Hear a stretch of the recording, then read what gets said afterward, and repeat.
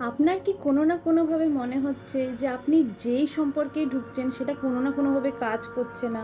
কখনো আপনার নিজেকে খুব লোনলি ফিল হচ্ছে, আবার কখনো মনে হচ্ছে যে এই সম্পর্কটা আমার জন্য ঠিক নয়, বা সম্পর্কটা থেকে আমাকে বেরিয়ে আসতে হচ্ছে, বা আমার পার্টনার আমার থেকে বেরিয়ে চলে যাচ্ছে, কেউই আমার সাথে থাকতে চাইছে না। সাবকনশিয়াস মাইন্ড বা ইউনিভার্স সবসময় আমাদের কিছু না কিছু শিক্ষা দেয়। তো যদি আপনার সাথে এরকম কিছু হচ্ছে যে আপনার পার্টনার আপনার সাথে থাকতে চাইছে না এবং সম্পর্কে সব কিছু ভালো থাকা সত্ত্বেও সে বেরিয়ে যেতে চাইছে, তাহলে সে হয়তো আপনাকে শেখাতে চাইছে ইউনিভার্স যে আপনি নিজেকে সেলফ ইন্ডিপেন্ডেন্ট বানান। অন্যের উপর যে রিলেশনশিপের জন্য আপনি অন্যকে ট্রাস্ট করেন, নিজেকে ভালনারেবল মনে করেন, এটার থেকে বেরিয়ে নিজেকে সেলফ ওয়ার্থ বা সেলফ এক্সপ্লেনেশন দেওয়া শুরু করুন। আপনি নিজের ওয়ার্থ যত তাড়াতাড়ি বুঝতে পারবেন, তত তাড়াতাড়ি আপনি সেলফ ইন্ডিপেন্ডেন্ট হতে পারবেন। আর যখন আপনি সেলফ ইন্ডিপেন্ডেন্ট হতে পারবেন, তখন সেটা আপনার সম্পর্কেও প্রভাব পড়বে।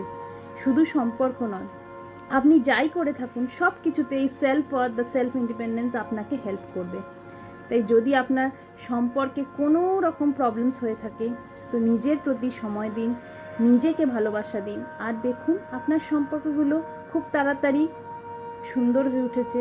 যদি কেউ আপনাকে এই মুহূর্তে ছেড়ে চলে যাচ্ছে, তার প্রতি ফোকাস না করে আজ থেকে নিজেকে ফোকাস দেওয়া শুরু করুন। আর যদি আপনার এই ভিডিওটা ভালো লেগে থাকে, আর যদি আপনি আমার এই কথা ইমপ্লিমেন্ট করতে চান, তাহলে ডেফিনেটলি কমেন্ট সেকশনে লিখে জানান যে আই লাভ মাই সেলফ। আর যখন আপনি এটা লিখবেন, তখন থেকেই আপনার সেলফ ওয়ার্থের জার্নিটা শুরু হতে চলেছে। ধন্যবাদ, ধন্যবাদ, ধন্যবাদ।